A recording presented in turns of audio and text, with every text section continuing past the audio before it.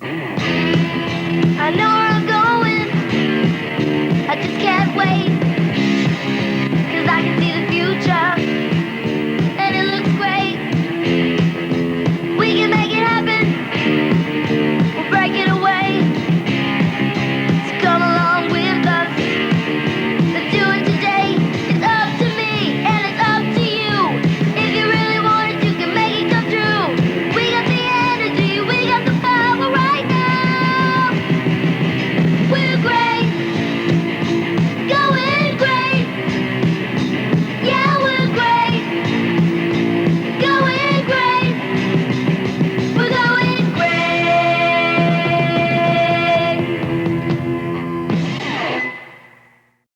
This video is brought to you by Patreon.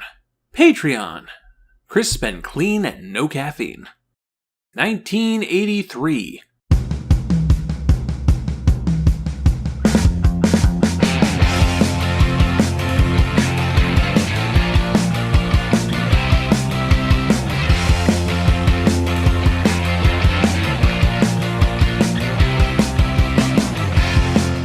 The United States invades Grenada under the pretense of protecting American medical students. A Soviet pilot shoots down Korean Airlines Flight 007, and the Ash Wednesday bushfires in Australia claim 75 lives. Martin Luther King Jr. Day is made a federal holiday. Sally Ride becomes the first American woman in space. Guy Bluford becomes the first African American in space. And Vanessa Williams becomes the first African American Miss America. Reverend Jesse Jackson announces his candidacy for the Democratic Party presidential nomination. Parents riot over the Cabbage Patch Kids. McDonald's introduces the McNugget. And the first Hooters restaurant opens in Florida. Technology makes some impressive leaps this year. We see the release of the first commercially available mobile phone, the first 3D printer, and the first version of Microsoft Word. In theaters, A Christmas Story, Flashdance, and Return of the Jedi. On Nickelodeon, 1983 seemed to be one of the quietest years the channel ever had. 3 shows out, Adventures in Rainbow Country and Matt and Jenny, presumably their contract for William Davidson shows ran its course and they decided not to renew, and Spread Your Wings, which only ran through its one season once. Only 3 new shows this year, 1 Nickelodeon original, 1 Canadian import, and 1 package show. This was Cy Schneider's last calendar year as the guy in charge of the channel, and it might just have been the least eventful year in the channel's history. At least, that's what it would seem for those of us in front of the TV screen. In reality, the stuff going on around Nickelodeon, the market forces and the business decisions and the politics, that stuff was determining the future of the channel in some pretty dramatic ways. In fact, talking about that stuff will take the majority of this video. And I know for some of you, this is your first Knacks and you Googled Going Great and you want to hear about the show advertised in the video title. So I'm actually going to talk about Going Great first, and then we'll talk about everything else that happened in 1983. Got it? Good. So, this is Going Great. Dear Nickelodeon, I used to wonder if I could do anything. Then I saw Going Great with Chris Makepeace, and I couldn't believe it. I mean, if other kids can go into showbiz, train frogs, crew a sailing ship, learn to cook, form a rock group, then so can I. Thanks, Nick. You really got me going great. Watch Going Great Saturday and Sunday at 2 Eastern, 11 a.m. Pacific. It's Going Great right here on Nickelodeon. Going Great was a Canadian news magazine show that profiled young people succeeding in various fields. Sometimes small fields like having an impressive teddy bear collection, and sometimes larger fields like music or acting. The show was hosted by Chris Makepeace, a then 18-year-old actor who is best known for playing Clifford in the 1980 film My Bodyguard. One of the most famous kids profiled included French-Canadian singer Nathalie Simard.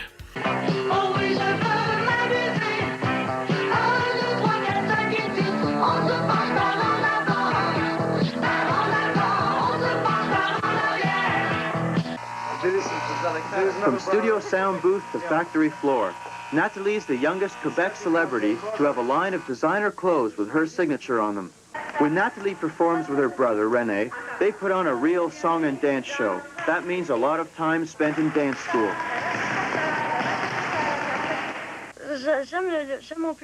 I love my fans. Besides, it's fun to go on stage and have direct contact with them. I think it's important. I love shows, and the studios too, but sometimes it can be a little long. Man, she seemed like a happy kid. I bet she was having the time of her... Oh dear. Shit, that's really bad. Well, I hope she's doing well now. There was also a segment on the Canadian new wave band Spoons and their newly acquired teenage keyboardist, Rob Pruce. Rob's parents have always supported his musical ambitions. Now he goes to school by day and plays concerts by night. One rock critic has called his synthesizer music sizzling. I have some people calling me now. It's funny. Like, girls would call me. I never know who they are. This girl calls me and goes, "Hi, I just wanted to tell you your record's really good. Bye." The Spoons have only been together for 2 years, but their first album reached #1 on the national college playlist. Well, I think our music is not typically Canadian. It's more European influence. While the show was 90% child prodigies, there were a couple of interviews with adult celebrities, presumably to maintain interest. Jennifer Beals went on the show to talk about Flashdance, and hey, she was also in My Bodyguard, so there's a connection. But for my money, the show's biggest get was Weird Al Yankovic. How long have you been Weird Al? Well, probably when I was born and my mom named me Weird Al, and that was probably the start of it all, and it's kind of a self-fulfilling prophecy. It just kind of molds your life. How do you get inspired? Pretty much the same way that most artists get inspired. I generally just rub strawberry jello all over my legs and, bang my head against the wall a few times, and the ideas just come naturally. Unfortunately, there just isn't a whole lot known about this show. I mean, look at this Wikipedia page. This is pathetic. There are some sources that claim this show was a Nickelodeon original, which is not true at all. Going Great was produced in 1982 by the CBC, the Canadian Broadcasting Corporation, and they had already made 39 half-hour episodes by the time Nickelodeon licensed the show in 1983. But the channel wasn't very enthusiastic about this pickup. When Geraldine Laybourne ran test screenings for the show, the results were less than optimal. Going Great was about 5 different stellar kids in each episode who did fabulous things. They could draw naturalistic owls in charcoal, build things from clay, sail a boat, etc. They were extraordinary kids, prodigies. But when we took the show to focus groups, it made kids depressed. Their common response was, well, I'll never be that good, so I won't try. Now that's an interesting conundrum, isn't it? It wasn't the only show on Nickelodeon like that. Spread Your Wings also profiled incredibly talented young people, albeit in a more filmic way. Spread Your Wings was sort of an unofficial replacement for Vegetable Soup as Nickelodeon's culturally conscious program. And I wonder if Going Great was an unofficial replacement for Spread Your Wings as Nickelodeon's profiling talented kids program. That would be a pretty sad line of progression if true. Going from serious, complicated discussions of racism to globe-trotting art show to that kid from Meatballs interviewing Weird Al. And, well, this is where my research dries up. I've managed to find just shy of a half hour's worth of clips from all around the internet, but a complete episode still eludes me. And more importantly, the end credits eludes me. Those would give me some idea on the people who worked on this show. There's virtually no documentation. It doesn't appear to have been a big hit on Nickelodeon or for the CBC. And the only reason anyone seems to care about it anymore is for one little bit of trivia. While Chris Makepeace was the host and main interviewer for the show, there were secondary correspondents that aired their own segments. And one of those correspondents was a fresh-faced baby Keanu Reeves. But do you remember doing a show called, I think it was called Going Great? Yes, indeed. In Toronto? Yes. Is that your first gig or one of your first gigs? That was one of my first gigs. Yeah, it was a kids show, and like an interview show? Yeah. You'd go. They'd send you out and go interview kids doing things. That's pretty fun. And so, yeah, it was a lot of fun. Did you learn how to do anything? Did I get to learn how to do anything? Yeah. Interview people, I guess. I was beginning to see that this was a lot harder than I'd ever thought. Claude's hand and eye coordination has obviously had more training than mine. But just how hard can juggling be? But yeah, so it was really fun, actually. Just go on the road, meet And how long people. did you do it? They fired me after the first year. They got rid of I got 1 year of going great, and then it Going just great. and then it was just Then it wasn't not going at all. Yeah. Not going. I actually think. Oh, I was thinking that maybe I got the show canceled. No, but there was 1 more year after me. So when did all of this begin? 7 years ago, when we bought the farm. I took some riding lessons and started riding more and got to learn. And then we bought more horses and we started showing. Showing? What's showing? Showing horses. You have horse shows where you compete and see who's the best. You would just improvise and do silly things? They would give me some questions, but I'd be in the field, and then I would have questions, like I'd meet the folks, and then go do that. Because we have a clip, actually. Ah, fantastic. This is great. This is great. This is at a teddy bear convention. I don't know if you remember going to this. Look at this fairy, so soft and cute. Oh, let's see. He's cute. Oh, she's so cute. Look at that. Oh, You're not a bear. Bam! The bear. Fired! It's really no surprise that Keanu Reeves, the most good and pure actor ever, is the best part of all the footage that I found. He brought charm, playfulness, and dorkiness to the proceedings, and if anybody needs an incentive to track down more Going Great footage, it's to see more young Keanu. Going Great ran on Nickelodeon until 1986, a solid ways into the VCR era, so there's always a chance somebody has more of the show. I wouldn't be surprised if I end up doing an addendum on Going Great sometime in the future. But for now, that's all I got. Thank goodness there's a lot of other history I need to talk about. In 1983, 3 big things happened in mass media that would affect how Nickelodeon proceeded into the future. So let's talk about them, one at a time.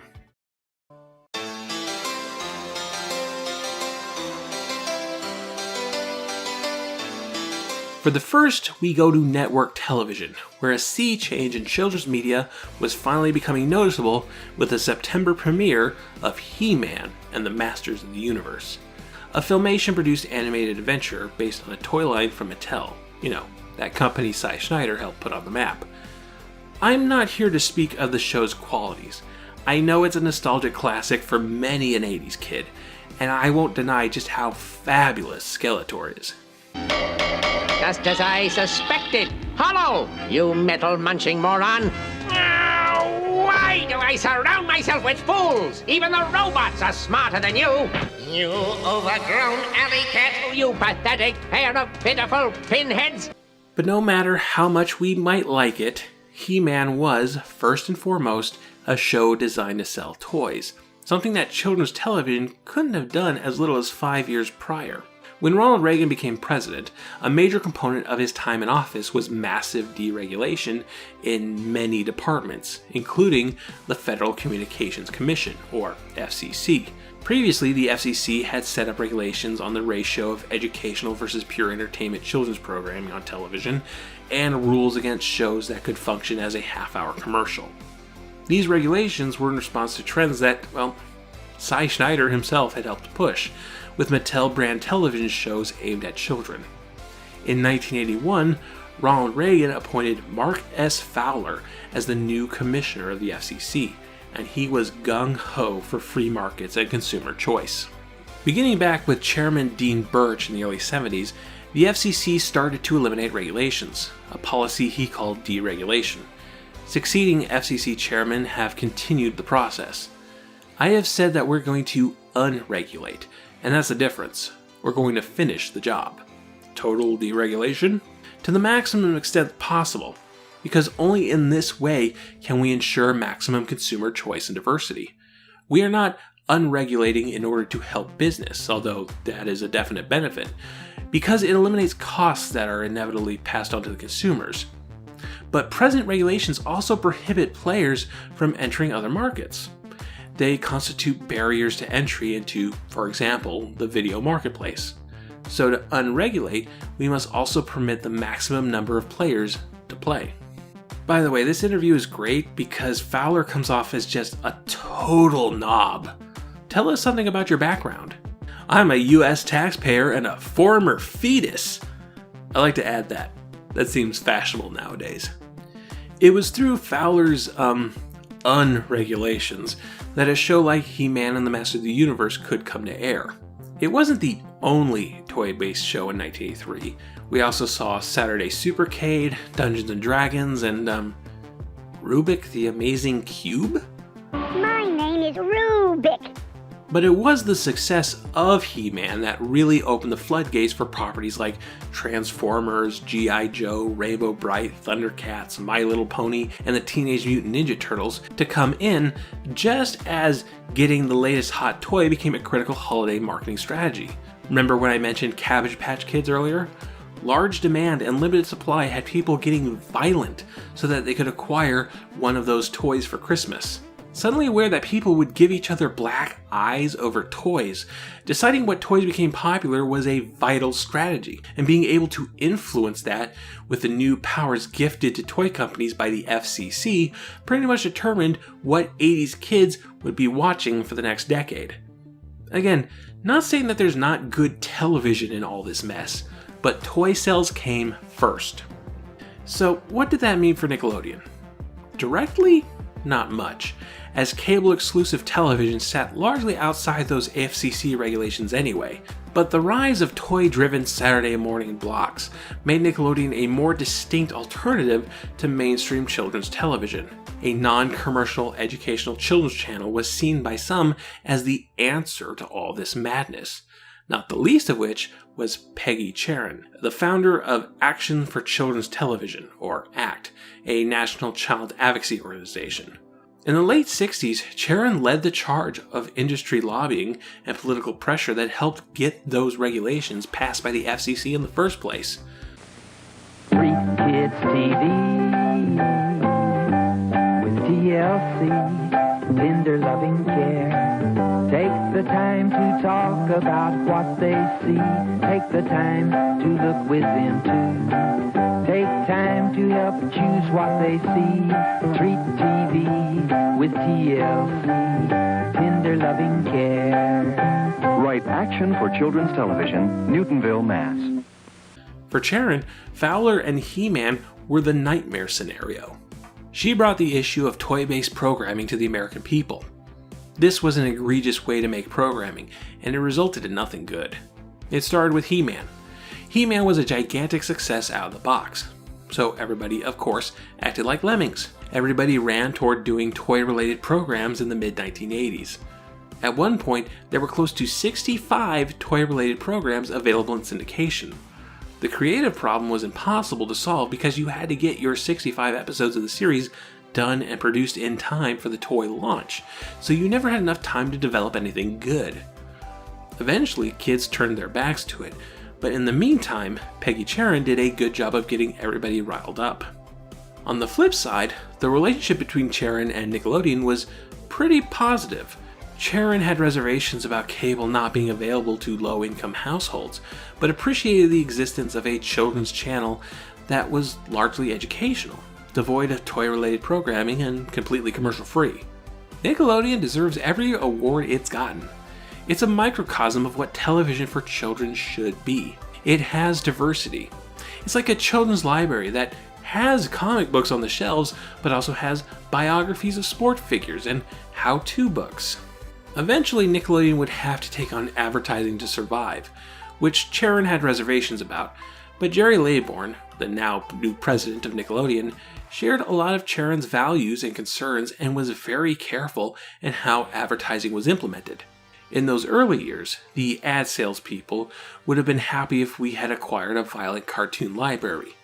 But we always had more revenue on the affiliate side than the advertising side, and so we could always say to the advertising side of our business, we can't do that because of our commitments to our affiliates. It helped us stay on the side of nonviolence. In our first year of taking advertising, there was an advertiser who wanted to buy $1 million worth of advertising on Nickelodeon. You have to understand that our entire budget was $3 million, so $1 million worth of advertising time would have meant wall-to-wall ads for a product called Laser Tag, a game where kids put a shield on their head or heart to register hits. The advertising was incredibly violent. Boy, I didn't want to do that. I didn't want to go in that direction. We were trying to keep the trust of parents, the Peggy Charons of the world, and the cable affiliates. American families are lucky to have Laybourne in charge because she cares about choice and diversity, about role models for girls, about getting kids involved in helping the planet survive. Within the limits of a commercial system, she makes that channel as good as she can. Jerry Laybourne's legacy as president of Nickelodeon is mostly tied to her efforts in research and focus groups and finding out exactly what children were wanting in television. But children aren't the ones who buy cable packages. Parents are. And even after Cy Schneider left and the channel started shaking off its green vegetable reputation and they started airing commercials, Nickelodeon still had to sell itself as being good for children. Only this time it was good for children not because it was educational, but because it wasn't He-Man.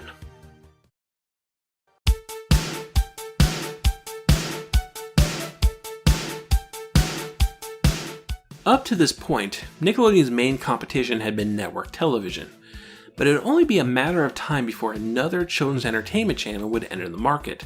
And if it was a good channel, a channel with a major company with good name brand recognition and resources beyond that of just importing some cheap shows from Canada, Nickelodeon might be in trouble. Well, in 1983, it finally happened. This was the year that Disney Channel made its premiere. At first glance, this would seem like really bad news. Nickelodeon was still getting horrible ratings. It was still a lost leader for warner-amex. Nickelodeon was picking up shows like Going Great when the Disney Channel had access to the entire library of Disney films, Disney cartoons, and Disney television shows. If you were a betting man in 1983, I don't think you'd put money on Nickelodeon surviving another 3 years. But this inevitability didn't happen. The Disney Channel wasn't the instant success one might assume it would have been, and shortly after, Nickelodeon would finally gain the momentum to become the #1 channel for kids. In fact, the Disney Channel couldn't really compete until the 90s. So what happened? Well, it's hard to imagine this now, but there was a time when the Walt Disney Company wasn't doing too hot. After the death of Walt Disney in 1966, there was a gradual decline in box office sales for Disney films, including some failed attempts at grabbing the teenage demographic post-Star Wars. And talents like Don Bluth were leaving the company to show them how it was really done, dang it. There were even a few attempts at hostile takeovers of the Walt Disney Company. God, that feels like a bizarro time compared to today, but it's true. 70% of the company's income was coming from the theme parks. And besides from expanding the new Disney World in Florida, there wasn't a solid game plan for what direction the company should go in. The idea of a Disney brand cable channel had been floating around as early as 1977, but it kept getting turned down so that resources could be focused in the development of Walt Disney World and the new Epcot Center. There was an honest attempt in 1981 by forming a joint venture with the Westinghouse Broadcasting Company, or Group W, but this fell through when Group W realized, wait, you want us to pay half of the production costs, but are giving us virtually no creative control? Screw that. And they backed out. Finally, Disney got their channel off the ground and into cable boxes in 1983. Now, if you're from the Hannah Montana generation, Disney Channel was very different from how it is now. Its main purpose was to be a cable home for all the pre-existing films, television shows, and animated shorts that were sitting in the Disney vault gathering dust. Or, to put it another way, it was a channel of reruns. There were a few original shows, most notably being Welcome to Pooh Corner, a live-action Winnie the Pooh series starring barely animated costume characters. We're members of the Safety Patrol. We're ready when they call out the roll. Piglet! Tigger! Eeyore! Pooh! The Safety Patrol wants you! It was alright. There was also Epcot Magazine, which was a news magazine show that worked as a not-so-subtle promotion of Disney's new Epcot Center, which, again, the theme parks were where they were making their real money, so I guess that makes sense. Epcot. Hey, wait a second. That's the Columbus Goes Bananas guy, Michael Young. Yeah, that's right. It was funny seeing you here. But these shows were the exceptions. It mostly was just movies and cartoons and Mickey Mouse Club reruns. And they put it on premium cable, an extra $10 on top of your regular cable price. Nickelodeon was basic cable. It was cheaper to watch than the Disney Channel. And while it also had some old shows on it, it at least was bringing in stuff from other countries that you wouldn't have been able to see otherwise, like, Going Great. Okay, so Disney Channel. 90% pulls from Disney's archive, slightly more expensive than Nickelodeon, but it's still Disney. Why is this not a good idea? Because the Walt Disney brand was gradually weakening, and their response to that was to take everything under their brand and put it behind a paywall. There was a stretch of time when CEO Ron Miller would not license newer Disney properties to other channels, and I get the impression that stuff they were already licensing out would have been reeled back into the Disney Channel as soon as those contracts ended. It was their first real attempt at the Disney vault trick of creating false scarcity in order to enhance the values of the properties. But that idea doesn't really work under a premium cable model. It framed Disney brand products not as for everyone, for all families, for the American people, but instead limited it to better off households that could afford not just cable, but expensive premium cable. And if people only wanted certain things, like say you want to see Bedknobs and Broomsticks again, are you really going to pay for an extra channel and sit on your hands waiting for the film to rotate in? Probably not. If all of this sounds like a horrible idea, then, well, maybe we should be a bit more worried about that Disney streaming service that's coming up soon. I don't want to give the impression that the Disney Channel wasn't profitable at the beginning. It was available in all 50 states with an estimated 1.75 million subscribers by 1985. But profitable and successful are not as synonymous as you might think. Although the service had nearly 1.8 million customers, the cable operations was losing a large number of customers it was signing up. The Disney Channel, in short, was suffering from a condition that the industry calls churn. For most companies, churn amounts to 5% of customers, people who tire of the service each month, or about 60% each year. The Disney Channel's churn rate was shockingly high, closer to 80%. A lot of people were trying it because of the Disney name, but then they were dropping it later on, explained John Cook. Things started changing when Michael Eisner, formerly the president and CEO of Paramount Pictures, was given the position of CEO of the Walt Disney Company, and things started to turn around. 1. Disney started licensing works to other stations again, keeping the brand from feeling like a gated community. 2. Eisner hired John Cook, the executive vice president of Times Mirror Cable, to run the channel. Under Cook, a much greater variety of original programs and outside acquisitions were added to the station's lineup. There's a lot more we could talk about, but for our purposes, the point here is that mismanagement and poorly conceived ideas allowed Nickelodeon to dodge the biggest bullet it ever could have faced. By the time the Disney Channel had a large enough and stable enough viewer base, Nickelodeon had managed to pull itself out of its hole and become one of the most viewed cable channels in history. It was so successful that in the 90s, Disney looked over the fence into their yard and went, what if we got that Jerry Laybourne on our team?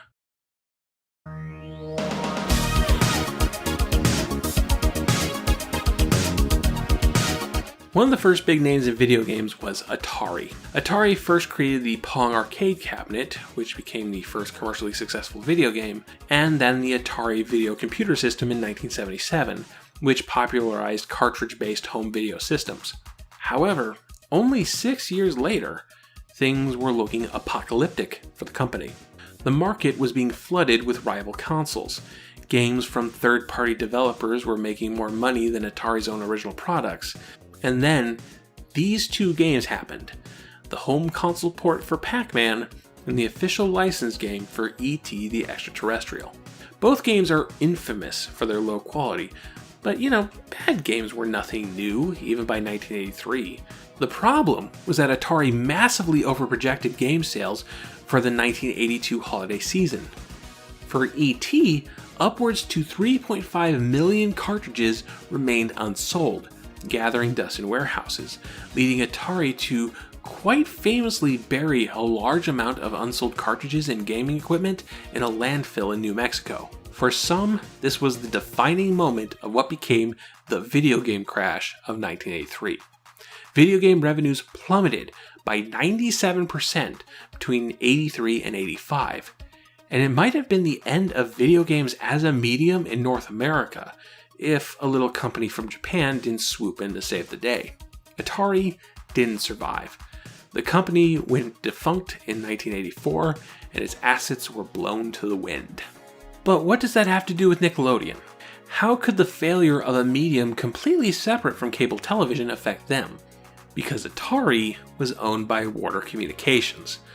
Warner had purchased the company back in 1976 and was the major benefactor of the boom of the video game market.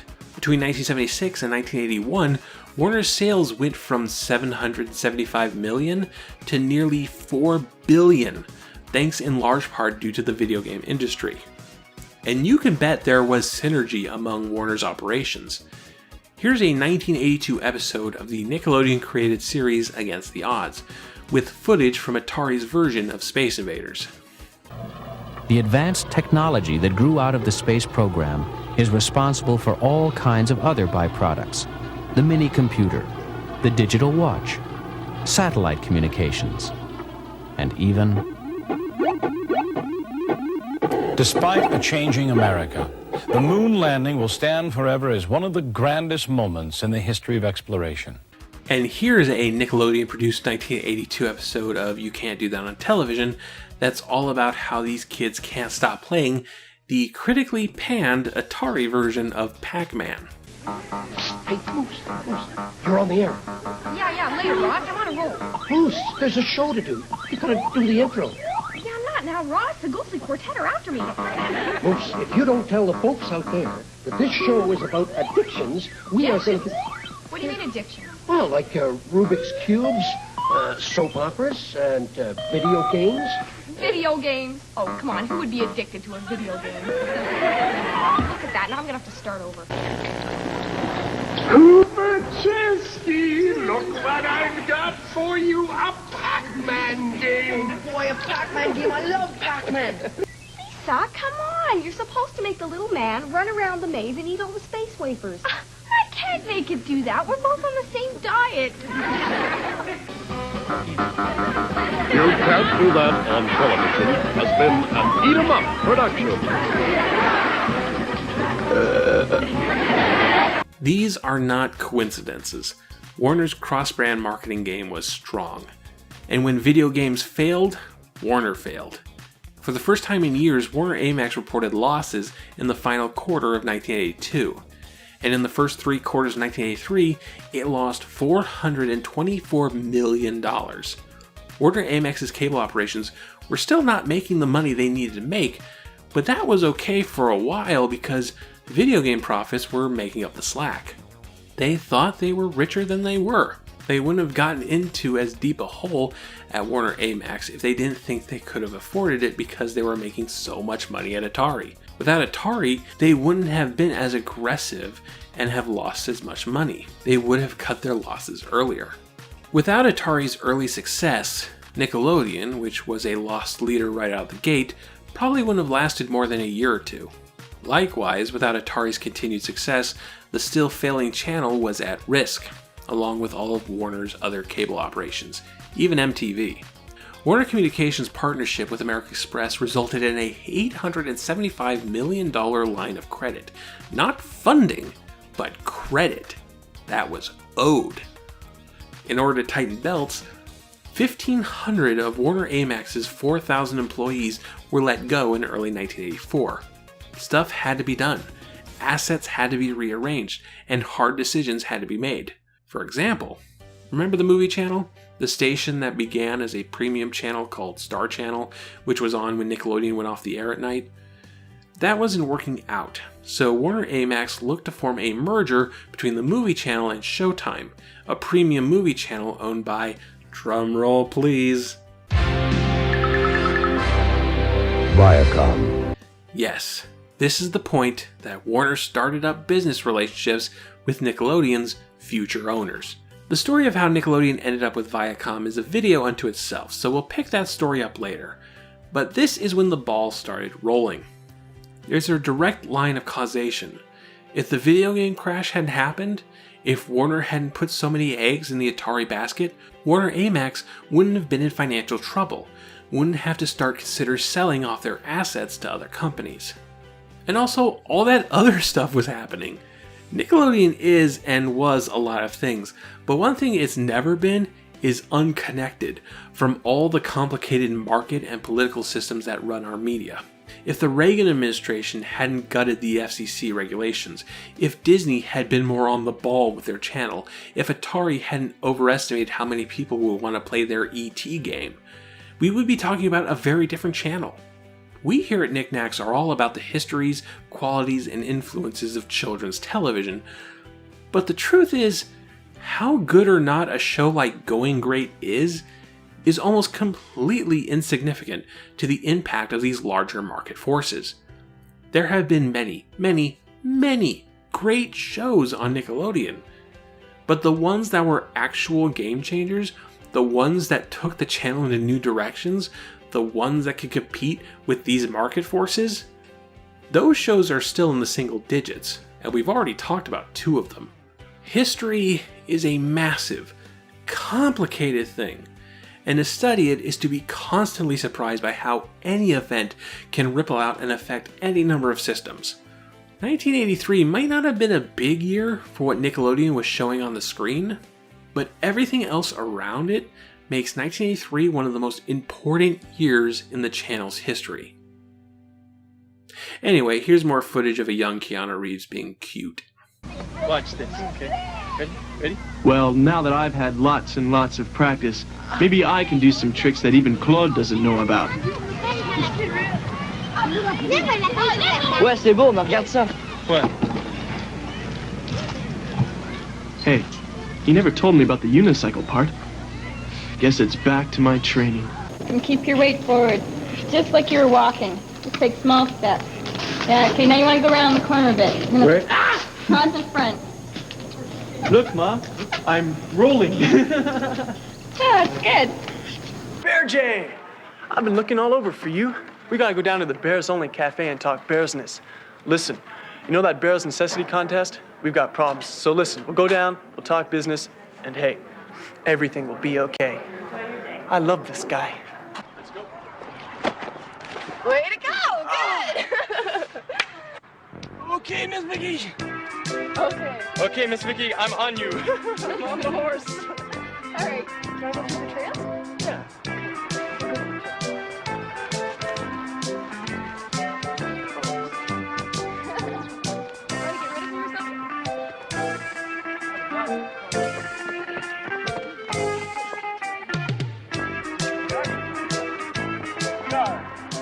I'm gonna die. Nick, Nick, Nick, Nick, Nick, Nick, Nick. Nickelodeon. Nick, Nick, Nick, Nick, Nick, Nick, Nick. Nickelodeon. Next time, Nickelodeon brings back a television legend to show just how the world works. Today's shoutout goes to The Disney Touch by Ron Grover. This was my main point of research for the Disney Channel section, which I feel was the most important segment to look into. There's a ton of people on YouTube talking about He-Man, tons of people on YouTube talking about E.T. on Atari, but there's not a lot of people talking about the history of the Disney Channel. Hey, if anyone wants to do a Knacks type show for the Disney Channel, you have my blessing. Thank you all for watching. If you like what you see, perhaps consider contributing to my Patreon. Even $1 gets me a step closer to financial security and greater production values. Could you imagine a Knacks with Adobe After Effects? Such a wonderful dream. You can also support the channel by subscribing, hitting that bell icon for notifications, liking the video, following me on Twitter, and sharing Knacks with all of your friends. Thanks again, and I'll see you next time.